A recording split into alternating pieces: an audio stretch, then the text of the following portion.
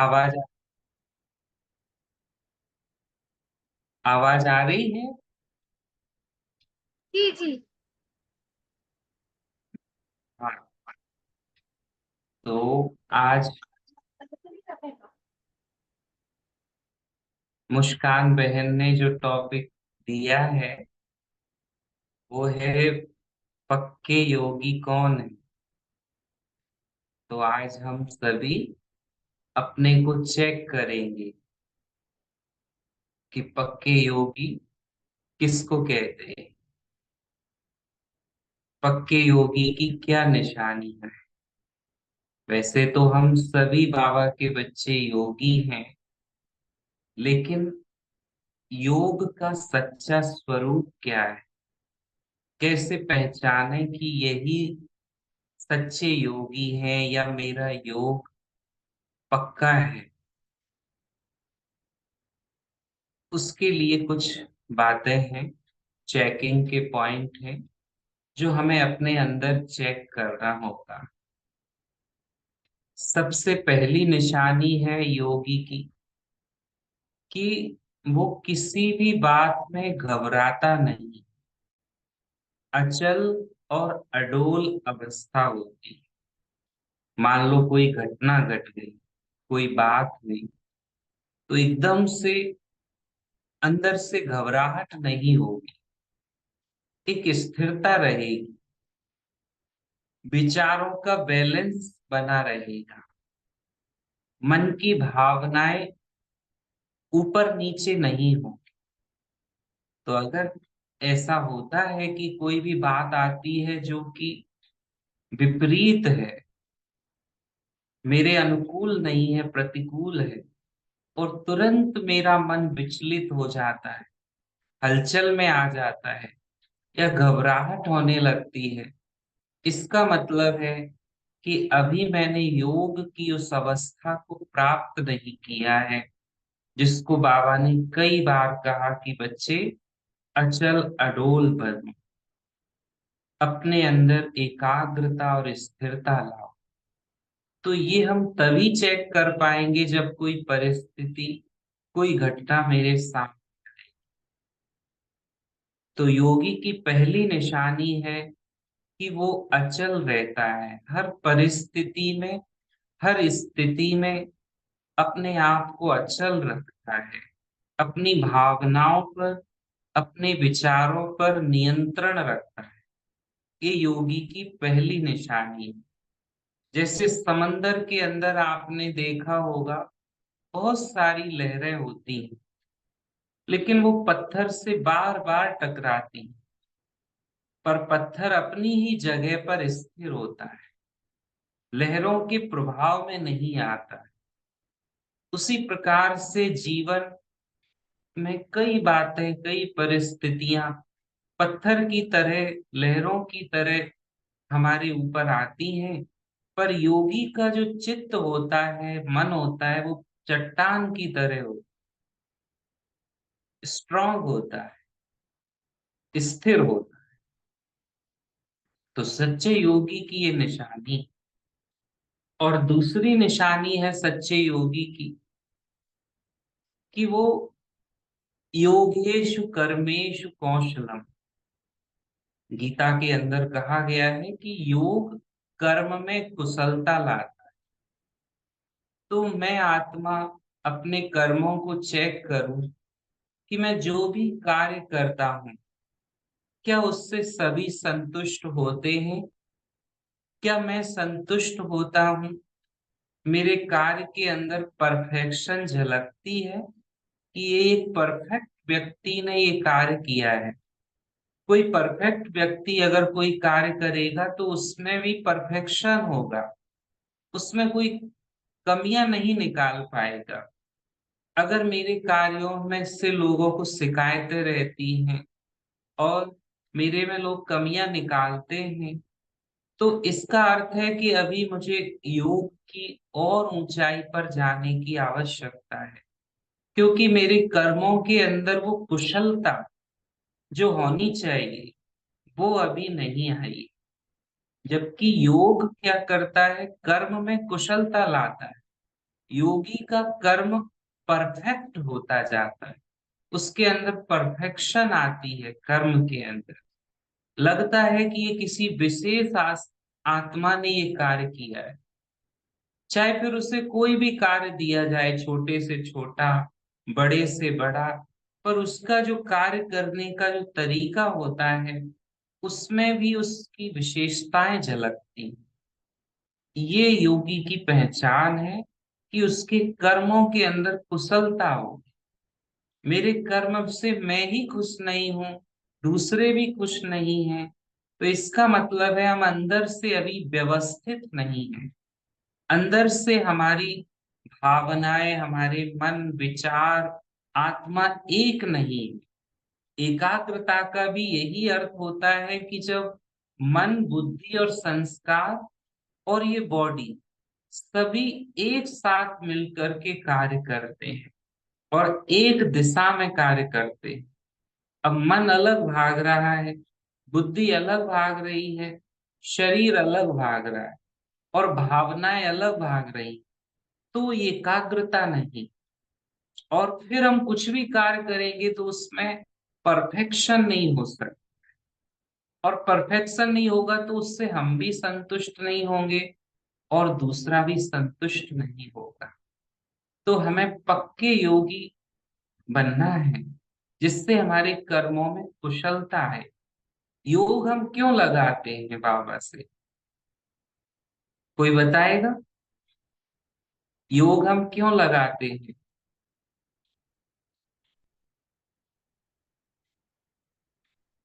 आप बोलेंगे तो हम आगे बढ़ेंगे।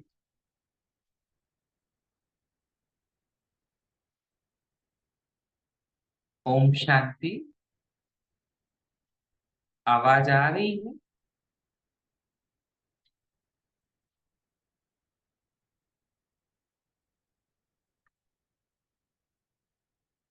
आप लोग में से किसी की आवाज नहीं आई। तो योग हम इसलिए लगाते हैं कि हम अपने मन को केंद्रित कर सके, अपनी एनर्जी को केंद्रित कर सके, भगवान के साथ जोड़कर उनसे शक्ति ग्रहण कर सके, अपने अंदर ताकत ला सके, अपने जीवन को उच्चतम और श्रेष्ठतम बना सके। योग से हमारे अंदर आठों शक्तियां विकसित होती हैं। आठों शक्तियां आप सब ने कोर्स में पढ़ी हैं, सुनी है।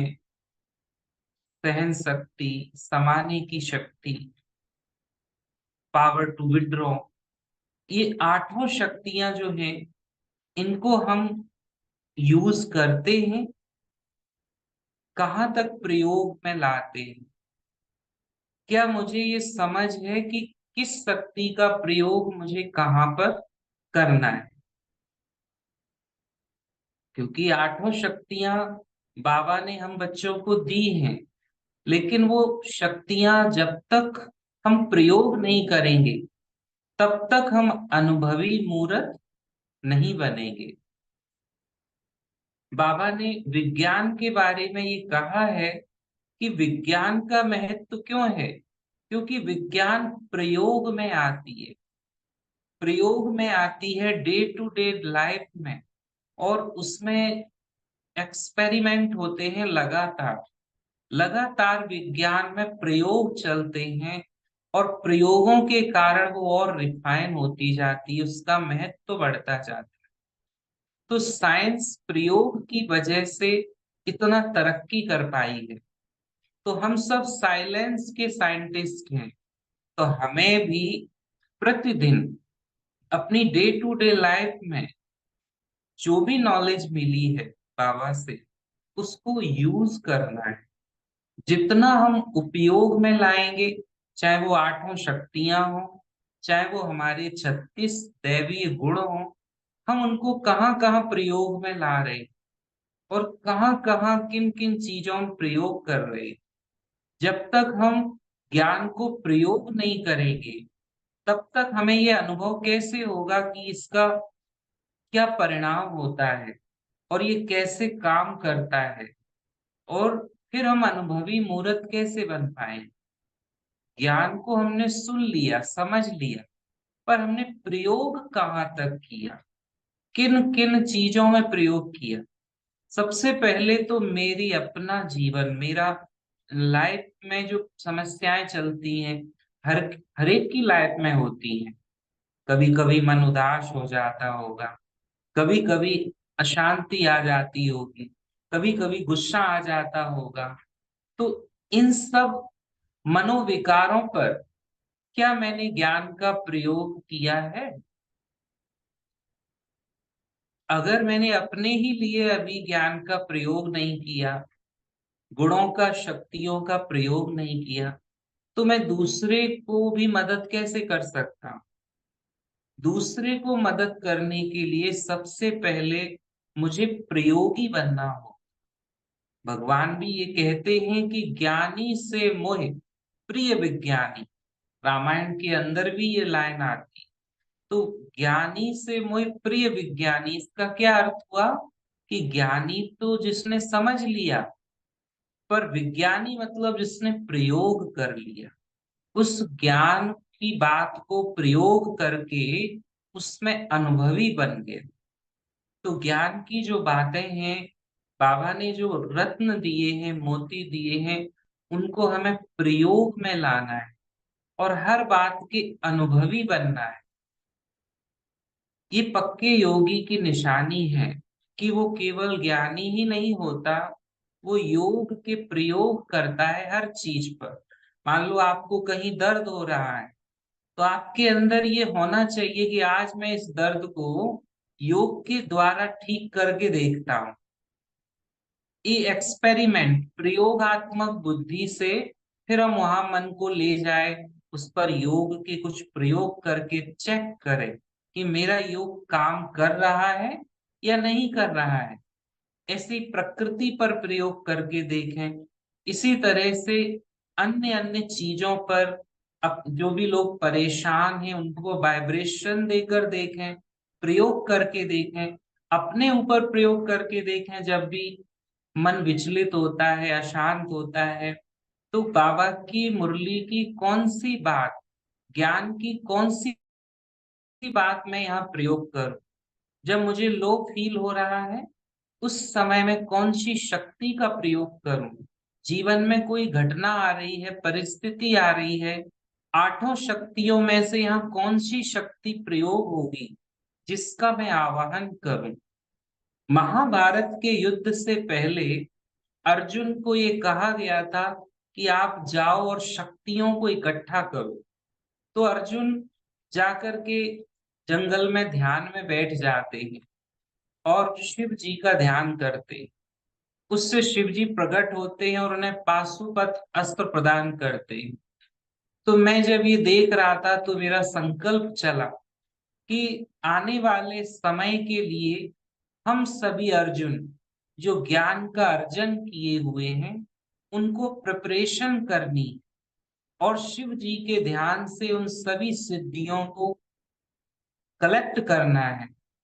तभी हम इस महाभारत के युद्ध में, कर्म क्षेत्र के युद्ध में पास हो सकेंगे। तो ये वो समय चल रहा है जब महाभारत के पहले अर्जुन ने सब कुछ इकट्ठा किया, और इसी दौरान शक्तियों को अर्जित करते समय उनका पेपर भी हुआ। जब वो शक्तियां लेते लेते इंद्रलोक तक, स्वर्गलोक तक पहुंच गए, तो वहां उर्वशी के द्वारा भी उनकी मन की अवस्था का पेपर हुआ। तो इसी तरह से हम सब भी जब इस शक्तियों को इकट्ठा करेंगे, आठों शक्तियों को तपस्या के द्वारा, योग के द्वारा, तो कई बाधाएं भी आएंगी, कई पेपर भी आएंगे, पर वो पेपर हमारी अवस्था को और मजबूत बनाने आए हैं। सोचो अगर कोई परिस्थिति ना आए, पेपर ना आए, तो हम उन शक्तियों का उपयोग कहाँ करेंगे? और ये बहुत ही महत्वपूर्ण बात है कि मैं हमेशा इस तरह से देखता हूं कि जब भी कोई परिस्थिति आती है, कोई भी पेपर आता है, तो मेरे को एक मौका मिला है, मेरे को एक चांस दिया गया है कि जो शक्तियां तुम्हें बाबा ने दी हैं, तुम उनका यहाँ पर प्रयोग करो। अगर कोई परिस्थिति नहीं आती है, कोई पेपर नहीं आता है, तो मैं उसका प्रयोग कैसे कर पाऊंगा? मुझे प्रयोग करने का मौका ही नहीं मिलेगा, चांस ही नहीं मिलेगा। तो ये जो संगम युग पर जो परिस्थितियां आ रही हैं, जो घटनाएं हो रही हैं, ये भी हमारे लिए एक लकी चांस है, क्योंकि बार बार हमें संगम युग ये मौका दे रहा है कि हम अपनी शक्तियों का प्रयोग करना सीख सके। हमारी आठों शक्तियां कहाँ कहाँ प्रयोग होती हैं, उनको हम सीख सके। वो कब सीख सकेंगे? जब आठों शक्तियां हम प्रयोग में लाएंगे और हमें वो मौके मिलेंगे। जब वो घटना होगी, जब कोई हमें गाली देगा, जब हमारे बारे में कोई निंदा करेगा, तो हमें बुरा लगेगा। अब वो बुरा लगेगा अगर, तो हमने शक्ति का प्रयोग नहीं किया। लेकिन सहन शक्ति का प्रयोग हम तभी तो कर पाएंगे जब कोई मेरी निंदा करता है। तो अगर हम शक्ति का प्रयोग नहीं करेंगे तो हम आहत होंगे, और अगर हम शक्ति का प्रयोग कर लेते हैं तो हम आहत होने से बच जाएंगे। एक तरफ से नेगेटिव तीर आ रहे हैं, तो यहां से पॉजिटिव संकल्पों के बाण चलते रहने चाहिए, तभी हम इस मनोयुद्ध में विजय प्राप्त करेंगे और हम सभी अर्जुन सार्थक हो पाएंगे। कि अर्जुन के बाण से कोई नहीं बचा। अर्जुन पक्का धनुषधारी था, तो हम सब भी अर्जुन हैं, ज्ञान का अर्जन करने वाले। पर हमारे बाण ठीक से चल रहे हैं, हम निगेटिविटी को खत्म कर पा रहे हैं अपने बाणों से। ये हमें चेक करना है, कि पक्के योगी की निशानी है। किसी भी परिस्थिति को, किसी भी घटना को आज से ऐसे ही लेना है कि एक मौका मिला है मुझे अपनी शक्ति को जागृत करने का, अपनी शक्ति को बढ़ाने का और उसको प्रयोग में लाने का। ये हमको एक मौका मिला, तो उस मौके को हमें गंवाना नहीं है व्यर्थ संकल्पों में जाकर के। कई बार इस ऐसे सुंदर सुंदर मौके जिनमें हम अपनी शक्तियों का यूजफुल तरीके से प्रयोग कर सकते हैं, पर हम उसे नेगेटिव थॉट्स, व्यर्थ विचारों में गवा देते हैं। एक बार मेरा मोबाइल हैंग हो रहा था, तो किसी को मैंने दिखाया तो बोला इसमें अननेसेसरी अनवांटेड चीजें बहुत बढ़ गई हैं, तो इसको आप हटा दो। तो मैंने सारी जो चीजें थी, फोटोज वीडियोस, वो सब डिलीट कर दिए। और जैसे ही वो डिलीट किए तो फोन फिर से फास्ट हो गया और फिर से दौड़ने लगा।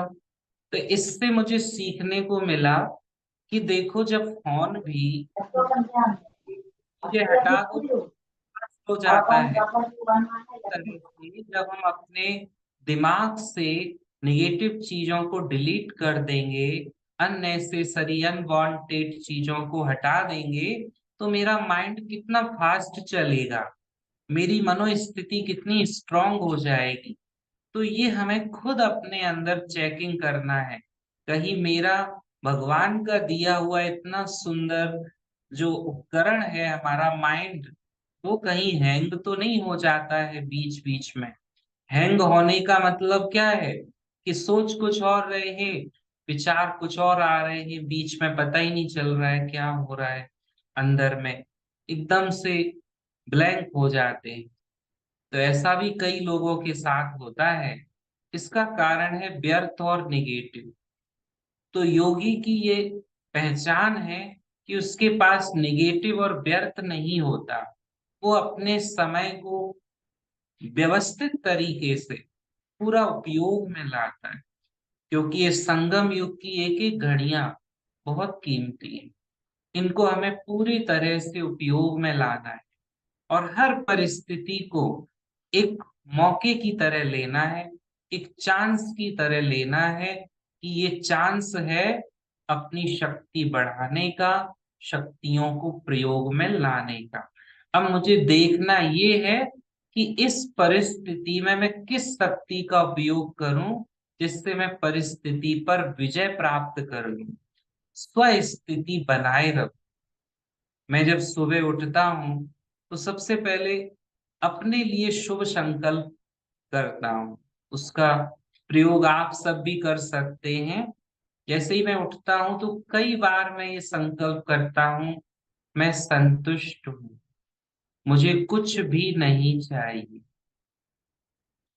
मैं संतुष्ट हूँ, भगवान ने मुझे सब कुछ दिया हुआ है, मैं भगवान का लाडला चहेता बच्चा। आप भी इस तरह से करेंगे, फीलिंग ही बदल जाएगी। और इसके बाद फिर चलते चलते भी कई बार काम करते हुए भी मैं ये संकल्प कर लेता हूँ। मन से बीच बीच में पूछता हूँ, तुम ठीक हो, तुम खुश हो? मन कहता है ओके हूँ। तो मैं कहता हूँ अच्छा अभी तुम्हें ये करना है। एक एक मित्रता जैसी बन गई है अभी मन के साथ। पहले जो वो खींचता था अपनी तरफ और जो मतलब अपनी बातें मनवाता था, अभी वो नहीं है। अभी हम जो कहते हैं वैसे ही मन कार्य करता है। अभी मन जो विचार देता है तो हम उसे बड़े शांति से और प्यार से समझाते हैं कि देखो, इससे तुम्हें क्या मिलेगा। अभी तक तुमने इतने बार गुस्सा की, तुम्हें क्या मिला? तुम्हें तो शांति चाहिए ना, तुम्हें तो शांति में स्थित होना है ना। बताओ मन, तुम्हें दुखी रहना है या शांत रहना है? तो अंदर से खुद ही जवाब आ जाता है, खुश रहना है, शांत रहना है। तो उसके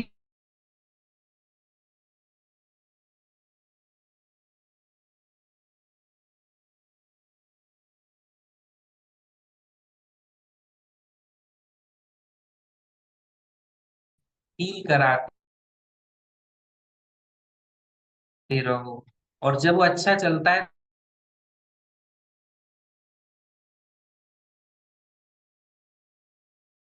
तुमसे प्रेम करता हूँ, तुम एक अच्छी आत्मा की अच्छे मन हो, मन से बात करते हैं, तो ऐसे मन मेरा एक दोस्त जैसा हो गया है।